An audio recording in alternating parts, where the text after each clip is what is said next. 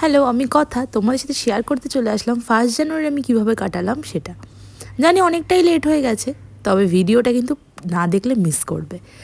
প্রথমেই বলে রাখি, আমাদের এটা পিকনিকটা পাড়াই হচ্ছিল, মানে আমাদের কয়েকটা বাড়ি নিয়ে।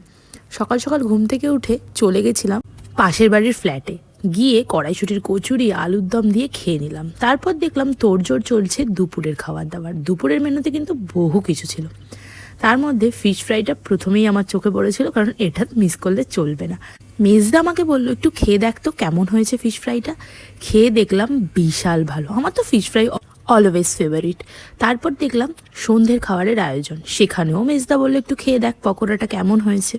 ওটাও খেয়ে দেখলাম বেশ ভালো। এর মধ্যেই চোখে পড়লো মাটনে জল দিয়েছে, মাটন এবার ফুটছে, আর তার সাথে পাশে তৈরি হচ্ছে চিলি চিকেন রাত্রের জন্য।